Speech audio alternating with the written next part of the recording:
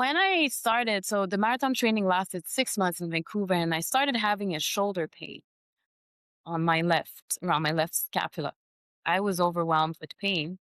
My shoulder was a 9 on 10 level of pain. And then I started having night sweats. Now that I think about it, it does felt dismissive, but I did not know any better. And actually, he did not know any better at that.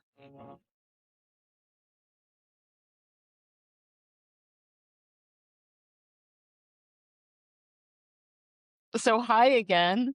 So I know who you are, but can you tell people watching who you are? You know, where you are, who you are, anything else you want to share for like context? Hi, everyone. My name is Julie-Anne. My close friends and loved ones called me June. Some people used to call me Jules in the past, but that's less and less. I live in Montreal, Canada at the time. I am a creative marketer by trade, but I work in philanthropy now, overseeing donor relationship. I dance, I train, I'm an active person. I love life. And for the people who know me, they call me joie de vivre. Sounds like joy of life, someone joyful. Oh, I love that. No, that's nice. And how did you get that? You need to get to a few layers. It's not the first impression. The first impression can be, who is she? But after a few encounters, if I'm comfortable with you, you're like, oh, she's upbeat, enthusiastic, and just fun to be around. And then a good friend of mine pinned it, and I said, this is exactly it. And it's the second time I hear about it. And it was also my outlook on life that got me this nickname. Oh, nice. Okay, so how did you get the outlook on life then? I like to think that I'm an optimistic and positive person. I have my moments, like everyone, but I like to see the glass half full. I know it sounds cheesy, but I'm always thinking about the possibilities. We're stuck, and I'm like, there's probably a way. If I don't know the way, someone out there knows the way. Maybe I just need to talk to that person. Maybe we need to let time do its thing. But I like to say, I have faith, hope, and belief, unless there's nothing to have at that moment. But I go by these three words all the time. When there's nothing to the eyes to see, when you see nothing in front of you, when you're left at a place that's similar to a rock bottom, or either when you want things and you're not seeing them, you're just not seeing with your eyes and in your day to day life what you want, and you feel like you have nothing, but you don't. There's a day that you're going to get there and it's going to flow and you're going to have a lot of things around you. So you need to not trust your mind with what's around you.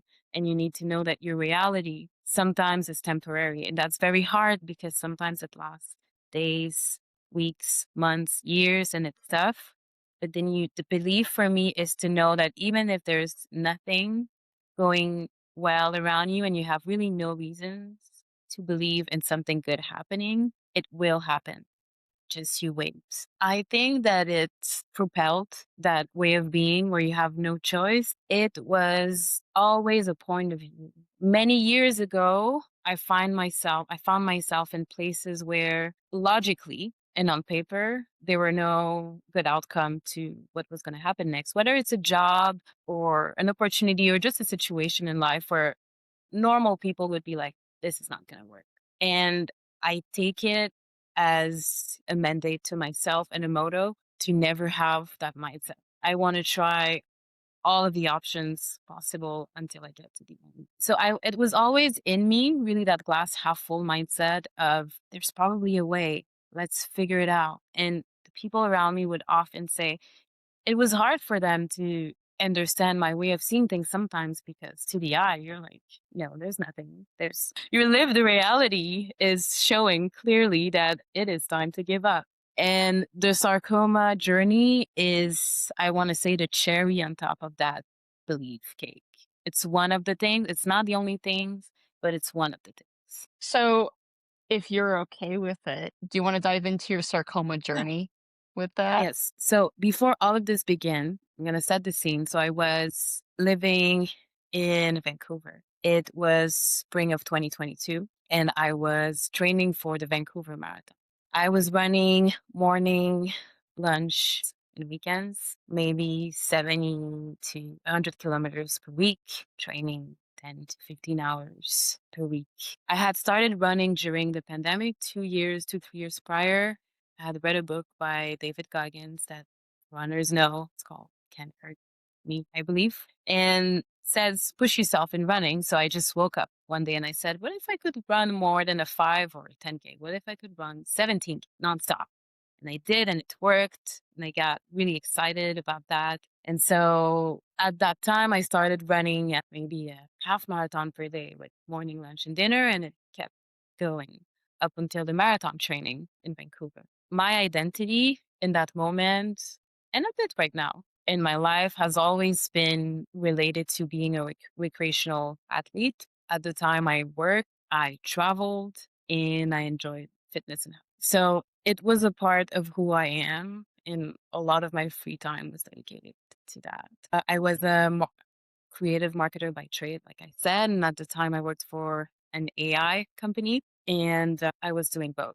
I ended up moving to back to my hometown, Montreal, a bit later on. Vancouver was great because you can have an active lifestyle and the cherry blossoms come out in spring and it's beautiful and everyone is walking, hiking, or biking.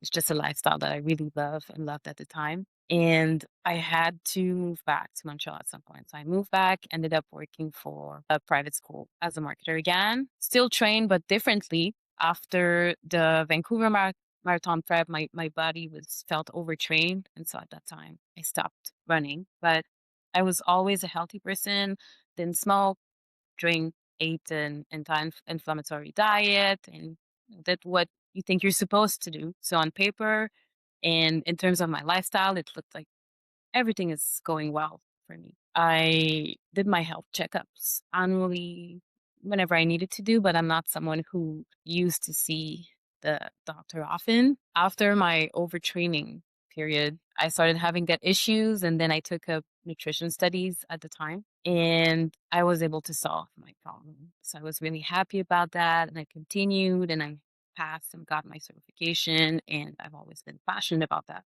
So for me, it's a big contrast to what came out later on, to have such knowledge and such a healthy lifestyle in life and ended up with what was going to happen next. So then, okay, so you were really healthy. You were very like aware of yourself. So then, what were the first signs, at least as far back as you can think? Because I know sometimes people don't realize they have sarcoma until they actually get the diagnoses. But actually backtracking and feeling like, wait, what were the actual first signs? Do you have an idea of that? So when I started, so the marathon training lasted 6 months in Vancouver, and I started having a shoulder pain on my left, around my left scapula. And wearing sports, so mind you, I was running 2 hours on Saturdays, maybe 3 hours on Sundays.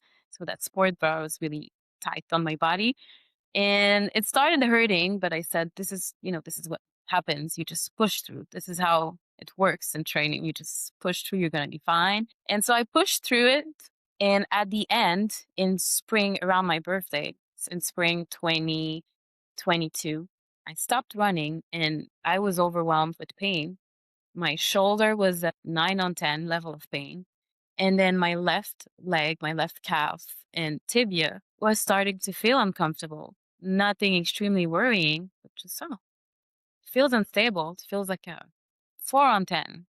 Maybe that's what happens when you run. I mean, I was watching Bianca Andreescu, which is the Canadian tennis players, and they were talking about how many injuries she has. And in my head, you're an athlete, you have injuries. It's just how it works. So I noticed the first symptoms there, and I don't want to say brushed them off, but I thought, okay, that's interesting. So I started observing because that's what I learned with my studies. You start observing what's happening. And then I started having night sweats. And I know you can have night sweats and it's not a bad thing all of the time, but I was having them every night. I woke up drenched every night for months. And I did ask for a scan for my shoulder because the shoulder was a 9 on 10. And then I moved back to Montreal, so I couldn't do that scan. But as soon as I got to Montreal, I went to see my doctor. And I said, I did my homework. So I have a 9 on 10 here. I have a 4 on 10 here. I have night sweats. And I have my notes app in my phone. And I wrote investigate cancer in my note app. I wrote that in July 2022. And so I thought it was a periostitis. I believe if I say it right, it's an inflammation, not of the tibia, but of something called the periosteum on the top of my leg. And I was told to massage it, and that time would heal. And I said to my doctor, we need to do all the cancer tests because I researched and my night sweats and everything I'm feeling looks like I could have cancer. And so we did that, but we did the exam for breast cancer and another cancer type. We did an echo and we checked my breast.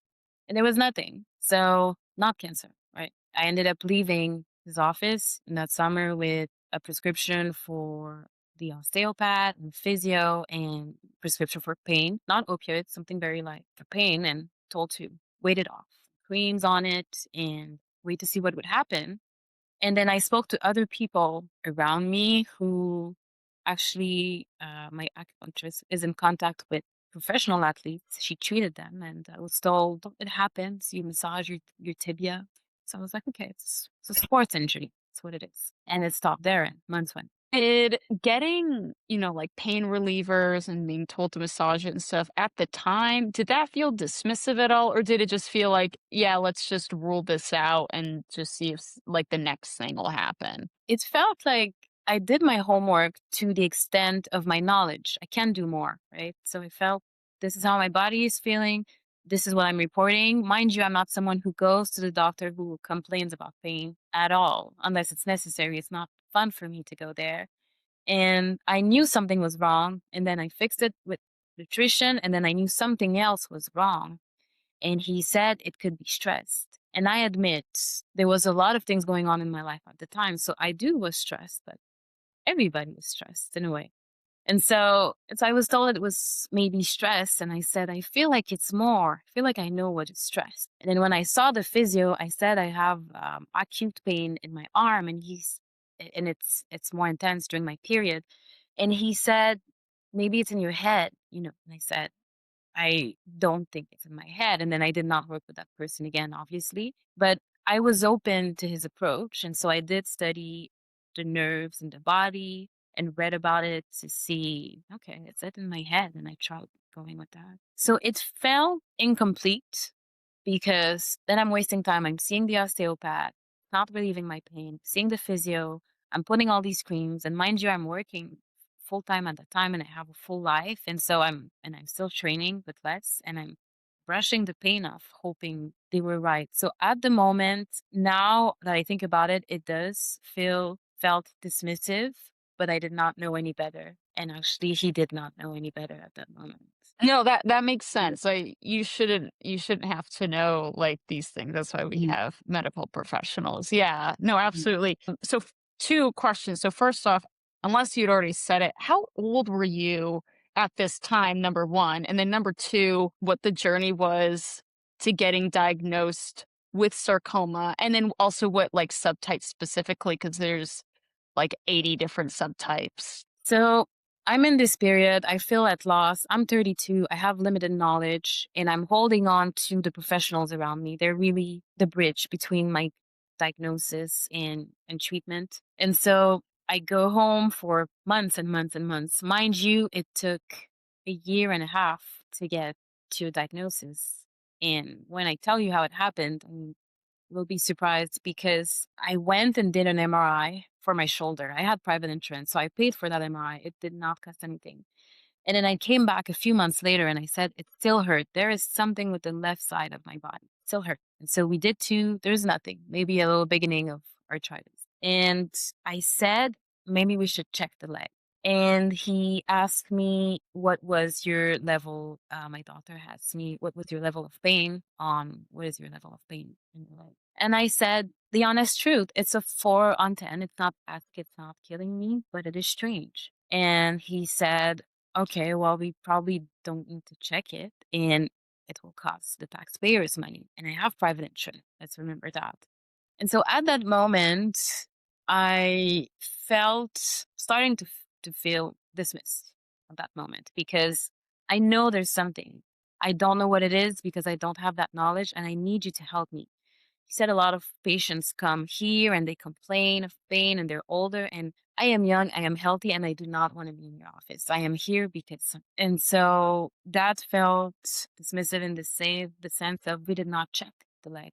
I went out from that office in a year and a half, 18 months passed in total. And the only reason why I got diagnosed with sarcoma is because I fell. So it was a mistake.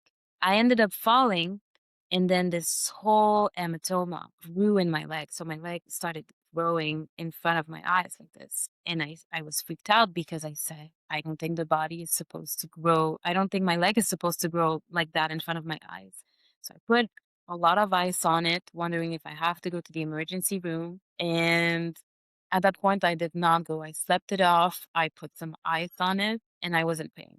I was shivering, I was hurting. And then I went to see my doctor shortly after, but not directly after, because we remember we dismissed it like so much that at this point, I don't think there's anything serious with it. It just, and so I go see him and he said, it looks like a hematoma. So it's full of blood, it's full of dry blood and it is worrying. We need to get it checked.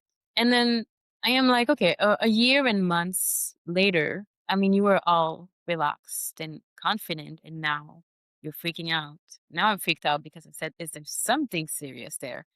And a part of me was happy that I fell, although it a lot, because I was like, yes, we're going to check finally. And then the biopsy happened last week. And remember that I was told so often that there was nothing with it that at this point I was concerned, but not too worried. It didn't make sense. We did the checks, we did the cancer checks, and there's nothing, the checkups. And so I do the biopsy and they book a second appointment after for me. So from that moment, the process sped up slightly. I felt like I waited a year and a half. I fell. And then my doctor said we have to send your file to three different, I believe he said sarcoma centers at the point. And I did not know what that meant. But I said, okay, so three hospitals, they called me, I had a biopsy, and then I had an appointment the following week for the results. So in my head, I was prepared with a follow-up appointment where, okay, I had a biopsy, they're gonna see me next. It's a fast, I'm gonna go back to work. Right? I'm working, I'm busy. And so I go to the following appointment concerned again because it's the results of the biopsy, but I am not prepared at all for what's going to happen. I am healthy. We did the checkups. I had at that point a person in my network who was working in health at a high level, and she knew sarcoma, and she said, "There's no way you have that. No one has that." And then the periastitis, so the conversations around me were leaning towards there's nothing wrong. So I go to that appointment with my boyfriend at the time, and I'm expecting conversations with a doctor, but I'm not expecting much. And so I sit, and there's a resident that comes in and he asks me my name twice. You're supposed to know my name, but he asked me my name twice, and I don't know if it's like that in the States, but in Canada, in Quebec, the health system and the tools that are used sometimes are outdated. So it's an old computer, it's slow, maybe it forgot my name. So we do that a little bit waste of time at the beginning of finding my file. Then the doctor comes in and he looks relaxed. And he tells me the results of and I'm listening. And he says, well, we looked at the results of your biopsy. We know that you have a sarcoma, so you have a sarcoma, a cancer, and we don't know the subtype. We're going to call you next week. We're going to come back with a treatment plan for you next week. And it was basically it in the sense, and oh, can we repeat this? This went by so fast. Sorry. It was 2 minutes really of explaining what was happening, and I was not ready for that kind of appointment. I just came for a follow-up. It feels like correct me if I'm wrong.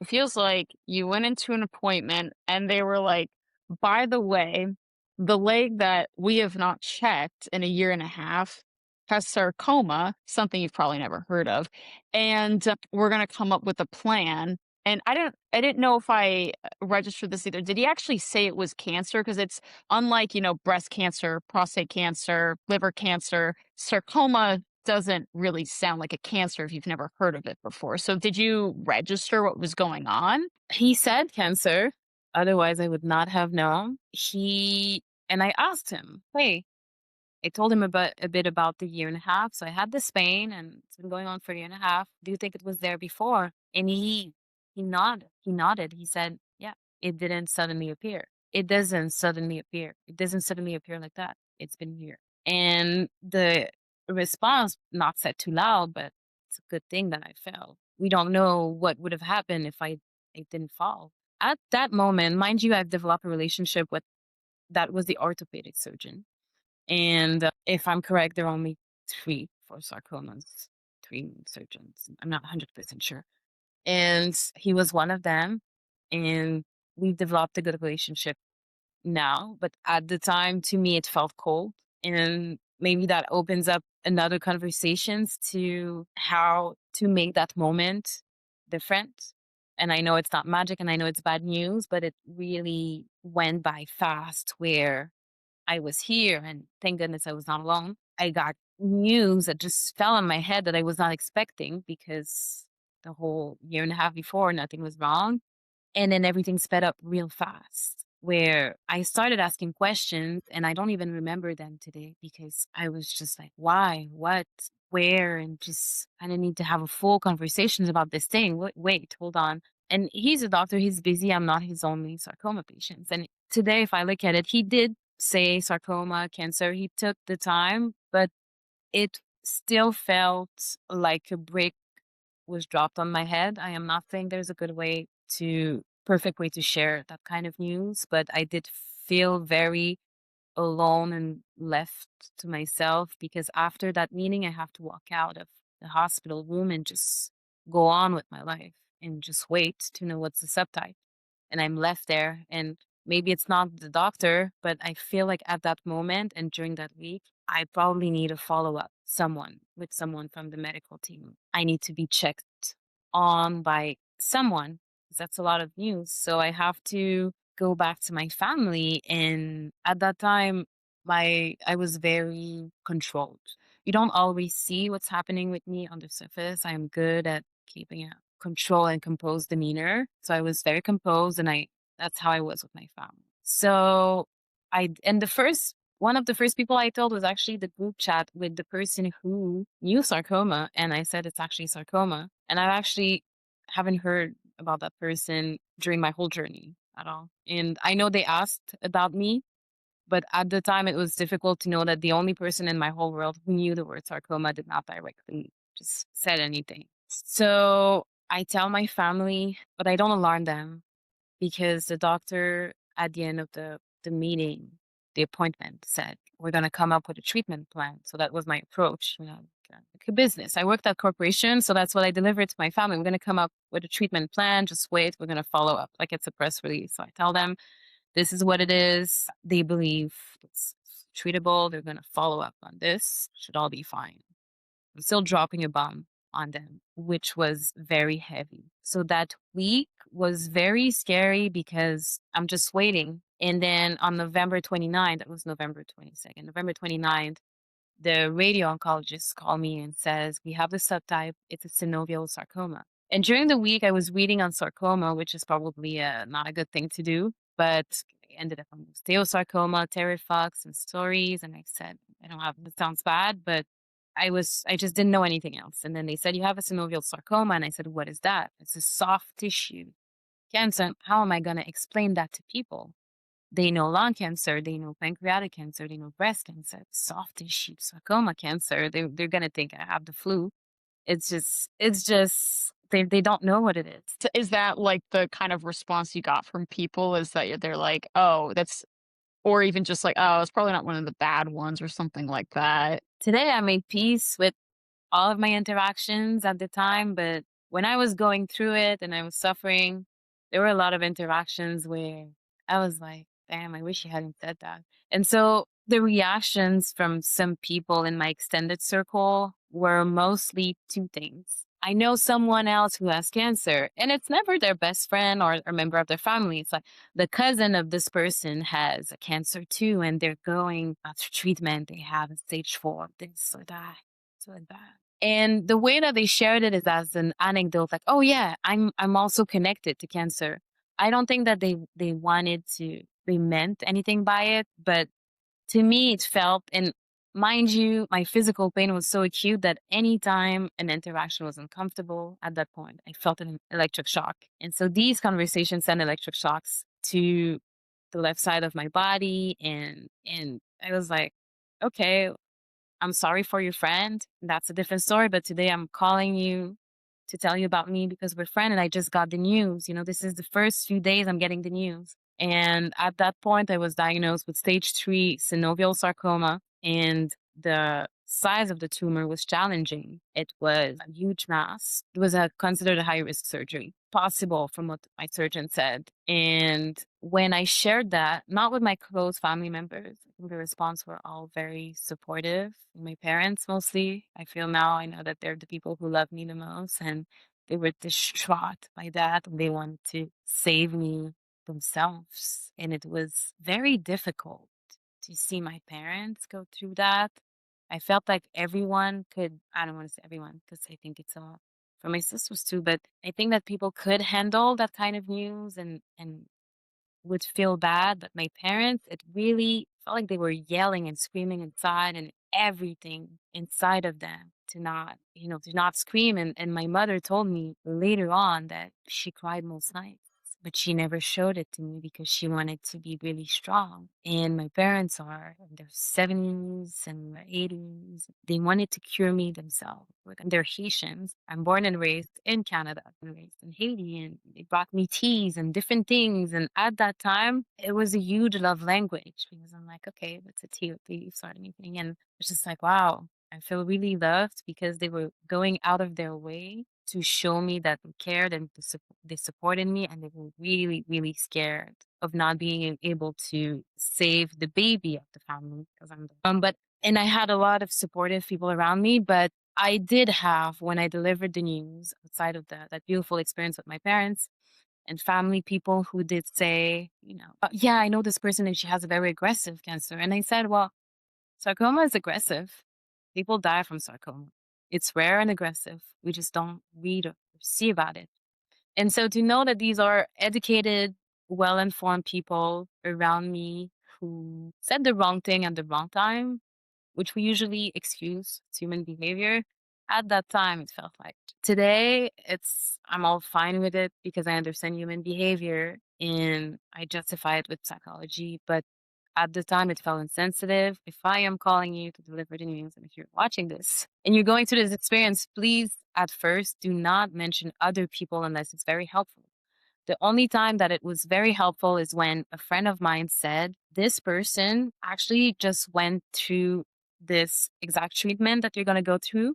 If ever you want to talk to that person, I can give you their number. And I felt like that was helpful in a way that it's not like, hey, I know it was not storytelling. It was more, here how it could be helpful for you.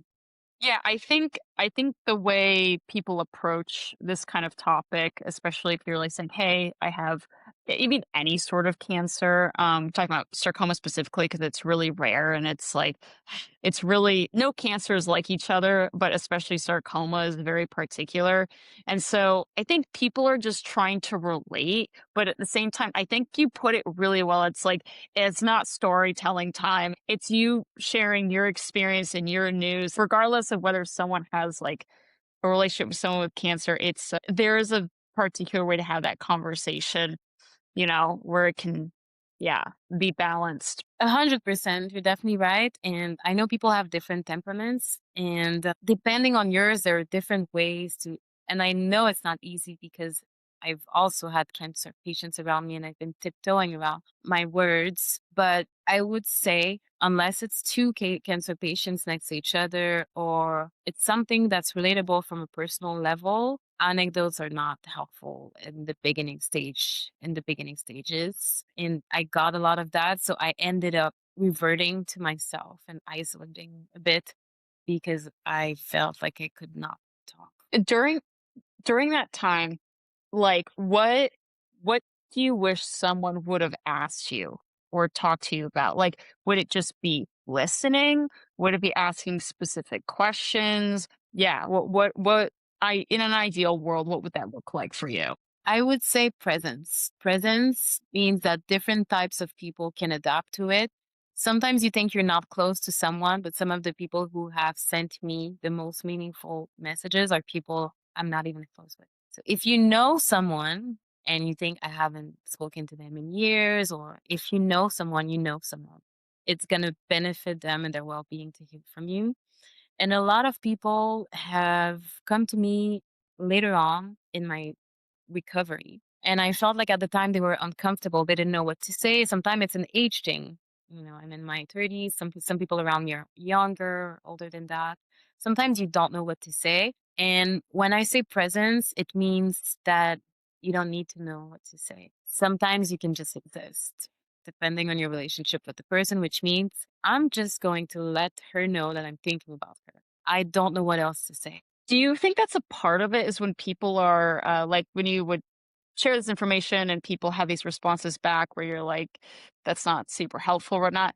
Do you think it's because people just wanted to feel like they had something to like add to the conversation, to feel like they had something, I don't know if to say like something right to say, but as in like, I think it's also maybe it's hard for people to say, I don't have anything to say and all I can do is sit here. So they feel like they have to relate somehow. Did you feel like that was the type of responses you were getting? Definitely. Definitely let me feel the silence, let me share, let me just talk, let me just talk. And presence means I had a friend who sent me a box of goodies. I haven't seen her through the process, and she messaged me every 2 weeks. That's someone I worked with. We're not super close, but we worked together for 4 years. And she sent me a nice message, maybe one line every 2, 3 weeks.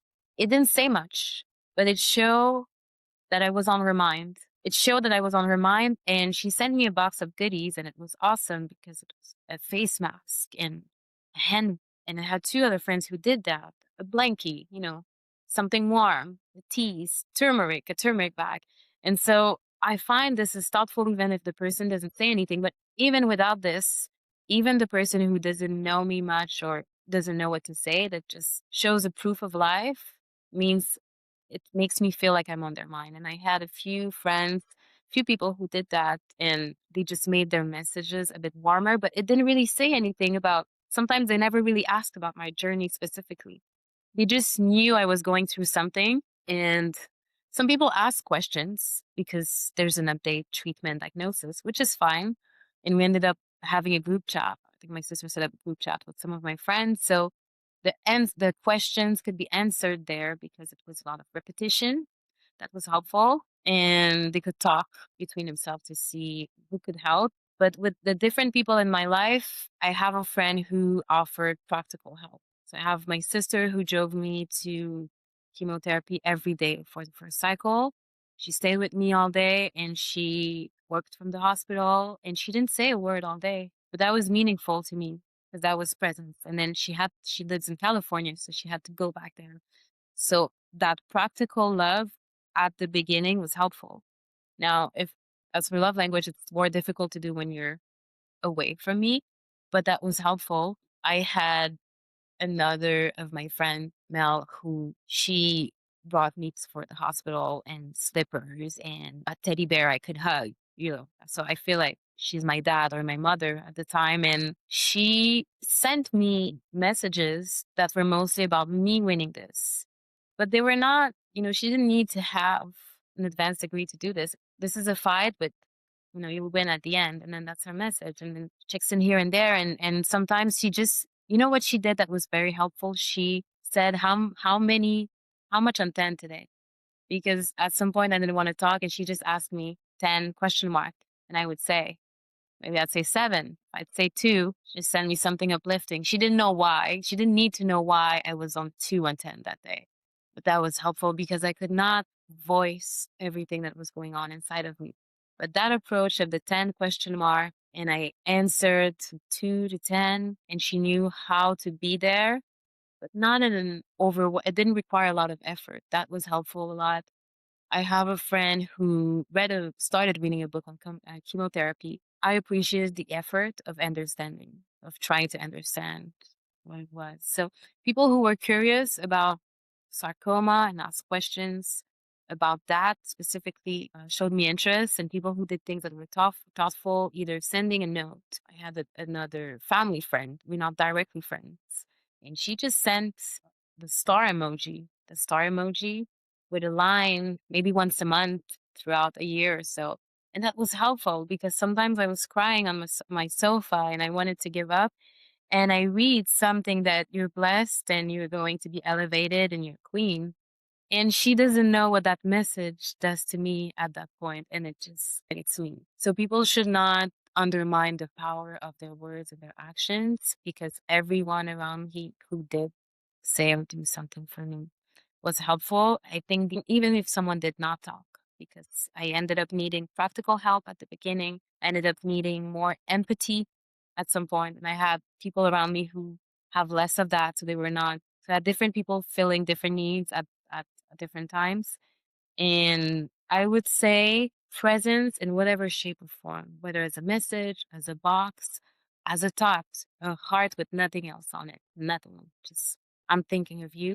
And you said you were so you're the age that this happened to you fits within this category that in the US we call adolescents and young adults. And like different countries have different acronyms for them. But basically what it means is it's a huge age range. It's was it 15 to like 39 or something? I know the 15's correct, and I think 39 is the top, but it might go into the 40s, meaning that when you're diagnosed with cancer in any of those ages, it's in that ballpark.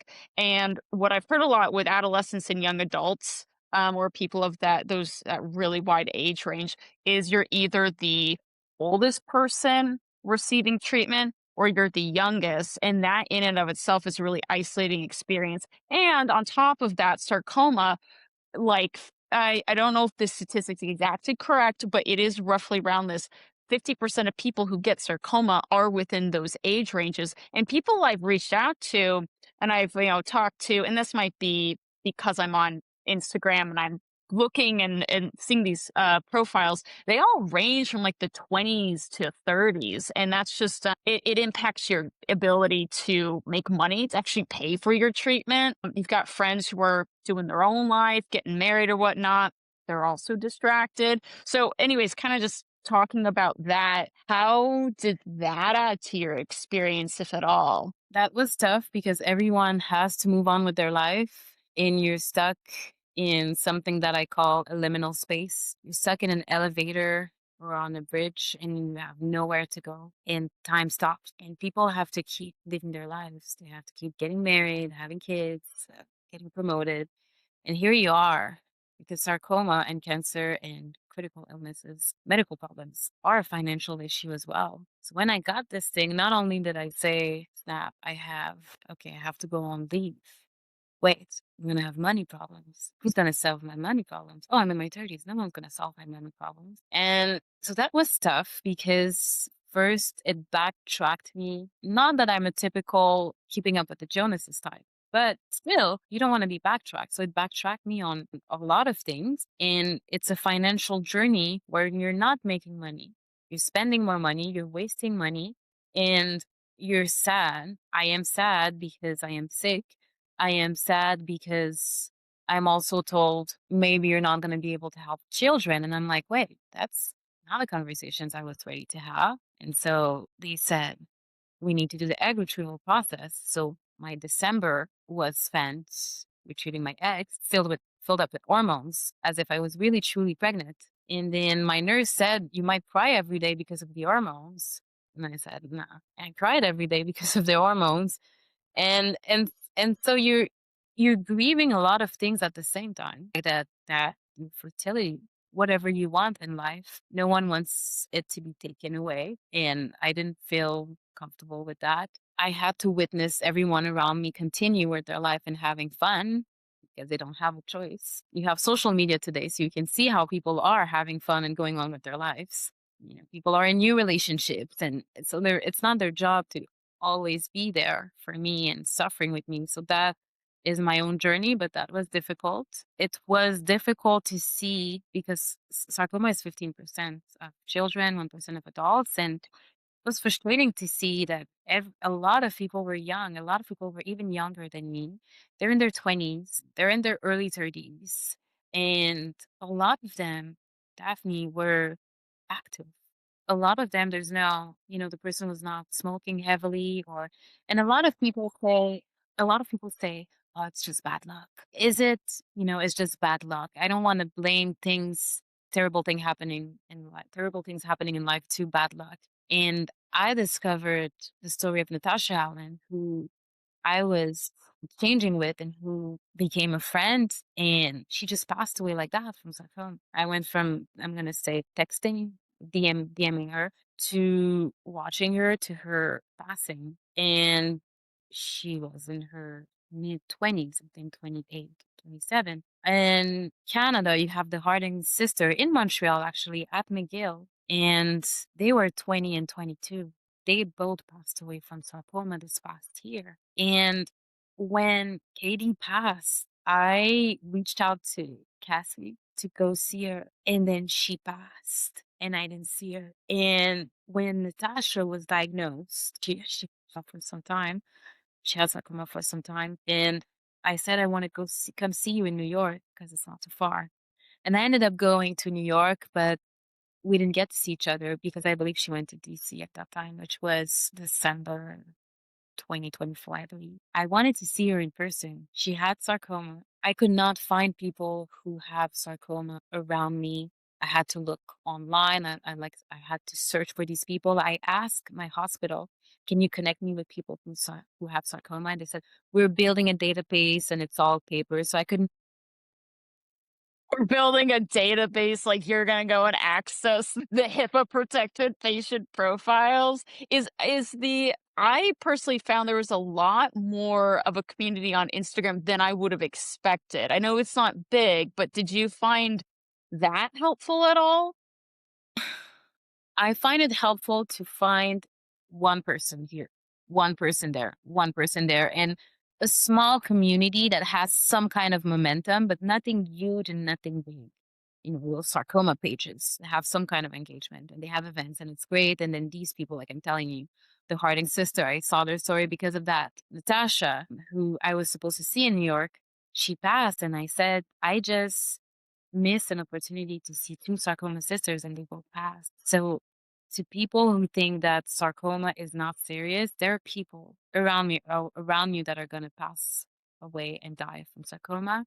And this just happened this year and we witnessed it. It's not a hypothetical. It's true. And a big part of it is I think people don't realize that because it's rare, people don't pay attention to it.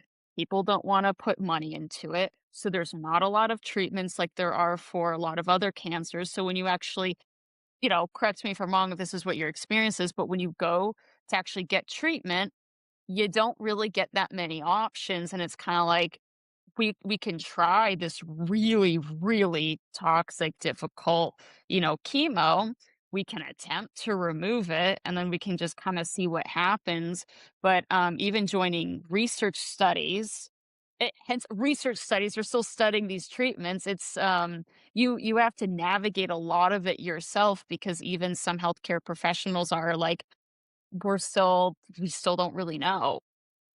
If you want, I can dig into the treatment part of my journey.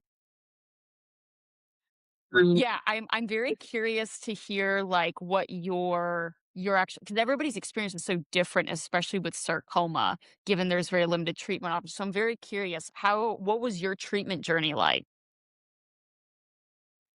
And to answer your question with one word, yes, this is definitely the experience. So I told you I went to the egg retrieval process, right? And then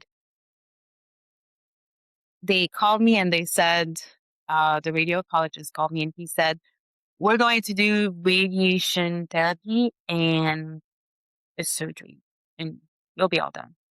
And I said, okay. I Googled radiation therapy and surgery is not fun, but I did not want to do chemotherapy. And they called me back and they said, oh, actually, it's going to take longer than planned. We wanted to do this in just a few months, but you're going to have to go on a longer medical leave than planned. We're going to start with chemotherapy. You're going to do radiation therapy and you're going to do surgery. So there was that element of surprise where, oh, I'm getting new information. So now I have to brace myself for news, but I have to brace myself for updates. Okay, I don't have to do chemotherapy. Wait, I get another call. I get to do chemotherapy. Oh, it's a longer lead than I thought. So you get the surprise element that is not fun at all. And so they had to start the egg retrieval process right away. And they said we have to start chemotherapy right away. So to them, for that sarcoma center at HMR, which is Maisonneuve Rosemont Hospital, they did move fast. From the moment the diagnosis was in, they did move fast in terms of actions. And so they said we have to start chemotherapy right after the egg retrieval process. And at that moment, I was full of hormones and very um, feeling unstable. And um,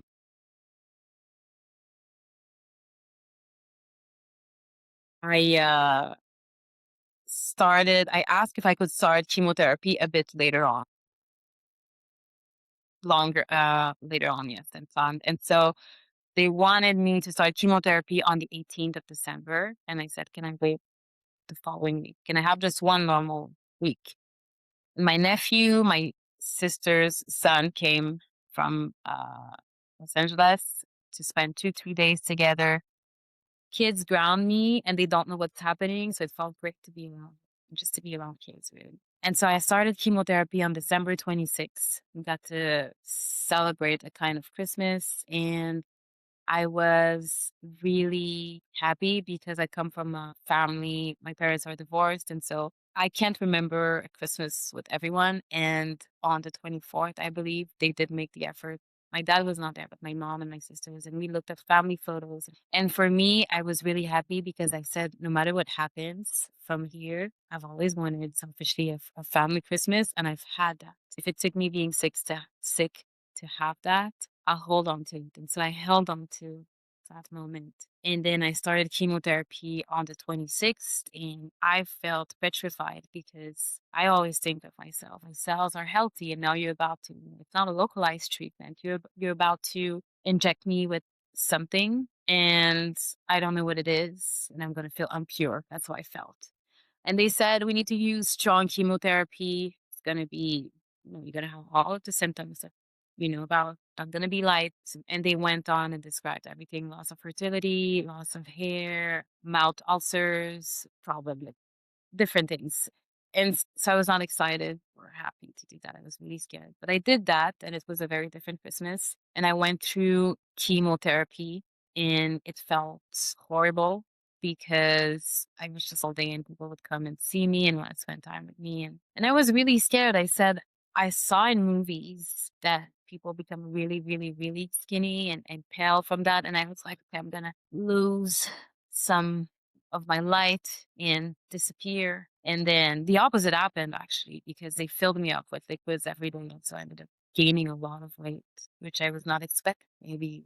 And I was asking the nurse, I asked the nurse at the end of the day, is it normal that I gained 10 pounds in one day? Is it normal that we've gained 20 pounds in 2 days? It's yeah, it's the liquid, that's water weight. But physically it felt uncomfortable, and all the changes that happened, not recognizing myself in different ways. But the worst was really called gastrophil. It was a steroid to protect my immune system, right? And so the following week, so I have a cycle. I have chemotherapy from 8 a.m. to 6 p.m. It's a long day. I have to go every day, and I just do that. I eat, I go to bed, and repeat. And then there's a week off where I have to take a, and it's terrible because it gives you bone and joint pain, and it gave me bones and joint pain, and I already had pain in my body, and so I couldn't sleep. And the steroids puff you up in a strange way. So I couldn't look at myself in the mirror because things were moving. I felt in life,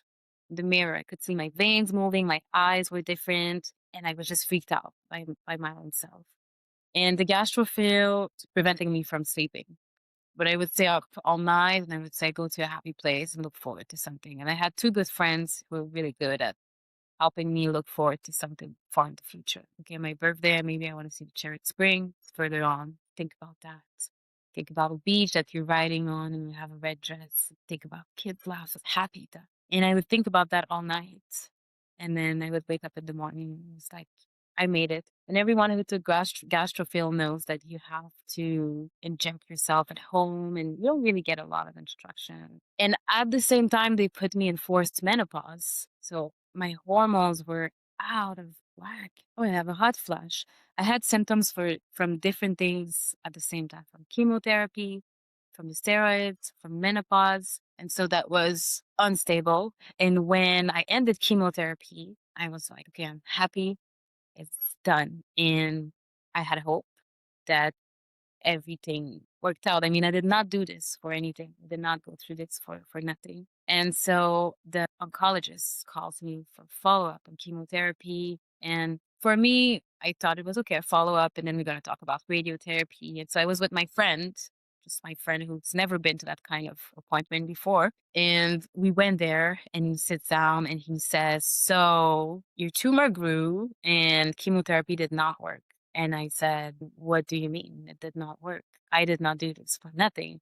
Otherwise, I would have said, no, I did not want to do it. You cannot tell me that I did this for nothing. So I found that very insensitive, and I found that it was not the appropriate thing to say. Whatever had to be said, I do not think that you tell a patient who comes out of chemotherapy did not work. There's some tact to have there. I'm here with my friend. We're in our early 30s. We're not equipped. She is not equipped to support me in this. I'm not equipped to deal with that kind of news. Why did I do this for? There's more tumor. It grew. And so he said, they're gonna contact you about next step to save your life or your leg and consider amputation. And so I was like, wait, I had an appointment with my orthopedic surgeon, and he said, you're active, you're healthy. We're going to get you in and out of there. We're going to perform the surgery. Now, surprise, surprise, the information is different. You're telling So me. now how sorry, I don't mean to interrupt, but like now how long has it been since you first noticed you have these symptoms and then you're told it's all fine and then you get a biopsy, it's not fine because they finally check your leg and then you get chemo doesn't work as they say, and then finally all of a sudden they start throwing the amputation conversation at you. How long is this all taking? Because it sounds like it's taking a lot longer than it really should. So, December, January, February, we have that meeting. We started chemotherapy in December. We have that meeting end of February. And then I storm out of this appointment I had a nurse, which is called a pivot nurse. That person was very helpful because that person called me once I started chemotherapy and they said, we know you're having to deal with a lot right now. We're here, we're supporting you. And that person was everything. That person, I wish I had met them actually a little bit before. Coma is overlooked, the underdog, and it matters. That's why as soon as it will matter more to people and medical personnel as well, people will be able to get diagnosis on time and I'm going to be able to save more lives like that. I agree, which is why we're doing, this podcast is to create more awareness. It's just because it's rare doesn't mean we Hmm. shouldn't care, right? Definitely. So yeah, I think yeah, people need to be aware that just because it's not as, known about, it affects a lot of people. It affects a lot of Hmm. young people, especially people who are just starting their adult life and, trying to become who they were always dreaming of becoming, and then they get hit with something that's not just cancer, but it's a really what I've heard is a It's very lonely. very It's lonely type of lonely and you feel cancer. unheard. If you get a more popular cancer, you feel supported. Once you get sarcoma, you just feel like your experience is not valid. That's what I've heard across. patience. Well, thank you for sharing your story. I'm sure there's a part of it that feels nice because you can like share with people, this is what I went through, but also you have to go through the Mm. process of, remembering certain things and remembering certain emotions. So I really appreciate you coming and sharing everything. And I'm sure there's so many people who are going to really, respect and get a lot from you sharing your story. So thank you You're so much. welcome. I had a letter that I wrote to myself during treatment, and maybe it resonates with someone um, as a patient. So it's a letter to the girl in treatment. Yeah, I think that can would you mind reading that as, like, our final I think that is a beautiful way to end Hmm. this. A letter to the girl in treatment. Dear Julianne, I know today feels dark, but I promise there is a better day. It's cold and gloomy, but your summer will come. You don't know what lies ahead, but please believe. You will survive, thrive, and end treatment. One day you will wake up and feel like yourself again when you look in the mirror. Instead of seeing fear, you will witness joy, courage, love, and uncontrollable laughter. I beg you to wait, to believe in a brighter day, to believe in the light, for you are the light. It was always you, all along. Your mental fortitude will keep you going. When you are ready, you will have to share that message. Everyone copes differently, but there are people like you. Hopelessness and despair clouds their minds. They have a problem that seems so big that they don't know what to do. They have to believe in the light. You have to believe in your light. No matter what happens, promise me to believe. And that's it. Thank you so much for sharing that. I'm so glad you wrote that for you.